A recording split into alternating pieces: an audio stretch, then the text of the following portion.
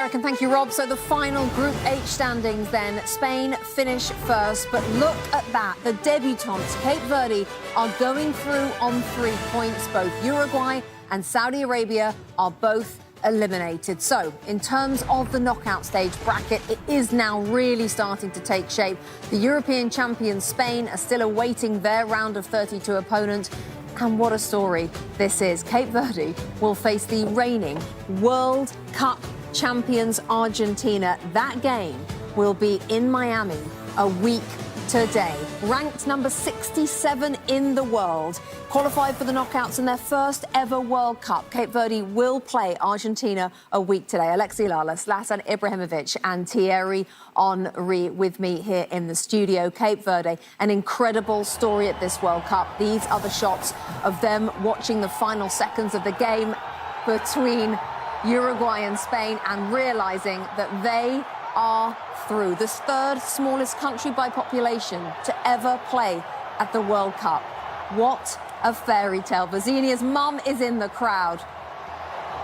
They got their job done, Thierry Henry. What scenes? Rebecca said it, and you know I did. Like, if you don't watch African football, that's on you. It's a good team that knocked out Cameroon in the qualifiers. And it's not an easy thing to do if you know your African football. And they did it with style. 23 points to qualify. They're here. They didn't lose a game. Yes, people will tell me that they didn't win one. It doesn't matter. I said to you that if they qualify, all the little islands, because they're going to be dancing, is going to make their way to the US. Listen, Cabo Verde, well done. Wow. And I have a lot of friends from Cabo Verde in France. They're going to be, I mean, I don't even know what to say. I have goosebumps, I'll be honest with you. It's just something that you cannot explain to people. When you know the amount of people that live in Cabo Verde and what they have achieved, this is the World Cup. This is what it is. You have to dream big. This is the story for me so far. Small island, big dreams. That's how it is when you dream big. But I have to give credit to Thierry because he said it before he started. Watch out for Cape Verde. Is this the tournament of the African teams? We have to find out. Lex? We just saw a picture of Babista, the head coach of this team. And I remember in December in D.C., we were in Do you DC, remember that? Yes. And we were having some drinks, and we were introduced to him. It was after the draw, and we asked him, "What are your aspirations? What do you think's going to happen?" He said, "Oh, we're just happy to be there." But there was a sparkle in his eye. I can't even imagine how proud he is, and he should be, of these players for what they have done. I mean, this is a World Cup that keeps throwing up incredible scenes and incredible stories, and this is one of the best. And Babista, you mentioned him. He's a local. He's a former captain. There he is. There he is. Wow. Former captain and defender of Cape Verde. This will mean everything to him and to his country. Let's show you the scenes back home in Cape Verde. We have some pictures. Look at this. This is the minute that it happened. This is the whole island. Wow. Like I said to you, like, geez, this is, I can't even. Like, I'm thinking, I know, you know, I played with Patrick Vieira for a long time, and that's his roots from his mom's side. Patrice Evra, like I mentioned before, like, I'm sure they must be celebrating it no matter what. We all know they played, obviously, for France, and they could have represented maybe also Senegal, because also that's their roots. But Cabo Verde, Cabo love, as they said, you know, there's something, it's something special. You know, I grew up with guys in my neighborhood from Cabo Verde, and if I can't even speak anymore. Like, it's okay. what I'm witnessing is just, wow. Vazini is going to get even more followers. 100 million, the whole country. He's the most followed goalkeeper in the world. Wow. Keeps going. Wow. Everyone's favourite goalkeeper is now going to face Lionel Messi a week today in Miami. How about that? Their fairy tale continues. Still talking. These are the scenes now. Uruguay against more, huh? Spain. Right. Spain have beaten Uruguay by a goal out. to nil. Uruguay had a man sent off late on. Uruguay are out of the World Cup, gentlemen. Yeah. A terrible World Cup for Marcelo Bielsa. Wow. Lex, what's your reaction to this story? Well, we came on air saying that they created this situation with the first two games, and they left it late to this game, and they did themselves no favors in terms of ultimately the performance and the behavior, it has to be said, okay? And as far as I'm concerned, fuera. For all of them. And the reality is, the story is Cape Verde. Oh, the Spanish came out. Spain are through, of course. For you, Uruguay under Marcelo Bielsa. Oh, Laporte. You know what it means, Laporte? Huge disappointment, Zlatan. Rebecca, in English, please. Oh. Uruguay eliminated in the group stage for the second straight World Cup. Alex Baena's 42nd-minute goal was the difference for Spain. Uruguay then are out. The reigning European champions, Spain, have finished first in Group H after their victory in Guadalajara. We've got Jules Breach here with Javier Hernandez and Peter Schmeichel in Guadalajara. The final day of matches in Group H included a massive fixture here with 2010 champions Spain taking on two-time champions Uruguay. Let's take a quick look at the highlight from this one before we get into what has been a remarkable night in this group. This was the goal that won it. Alex Baena, he put Spain in front in the 42nd minute. That ended up proving to be the only goal and the winner in the game, and Spain win Group H. The two-time World Cup champions Uruguay are eliminated. And what a story this is. The debutants, Cape Verde, played to a goalless draw against Saudi Arabia, and it was enough. Cape Verde advancing to the knockout stage in their first ever World Cup. It is absolutely remarkable. It's what World Cup dreams are made of, guys. What a story for Cape Verde. Can you believe it? When you looked at this group at the start of the tournament, no one would have guessed that would happen. Yeah, it's amazing. You know, 2 clean sheets for Bocinha. Zlatan was right. He's going to get at least 2 more millions of followers, right? Yeah. Dream big, dream big. Zlatan said it perfectly. Dream big. You know, you go through, you're going to play against Argentina. So I think it's an amazing story. Peter, you're going to be there in Miami for that game as Argentina face Cape Verde. Our favourite goalkeeper, Peter Schmeichel, with the other favourite goalkeeper in this tournament. Yeah, I'm going to go and say hello to him. You should. Oh, he's done so well. And he's a very, very big part of them actually making it through to the last 32. And it's amazing. I mean, was it 46 million people in Argentina against 530,000 in Cape Verde? I mean, this is fantastic. And you know what, Jules?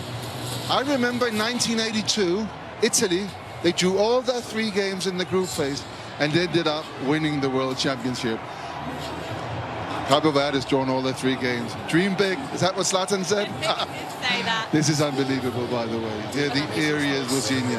Really is a remarkable story. So that was the other game in the group, the one that we've been watching here in Guadalajara in a very loud and noisy stadium. It was rocking on the full-time whistle. The Spain fans celebrating, knowing their side are through. They topped the group as well. But what did you make of Spain's performance tonight? I think it was good. It was decent. They have a couple of chances. Ferran Torres in the second half could have done the second goal. I think Spain did good. But I think Uruguay in the end is something that I think all Uruguay and a lot of people, including myself, expected more from them, for sure. Are you surprised by what you've seen from Uruguay? They haven't won a game in the group stage, 2 draws, a defeat tonight, just so disappointing overall. Yeah, and if you think about it, Bielsa's been in charge for 10 games.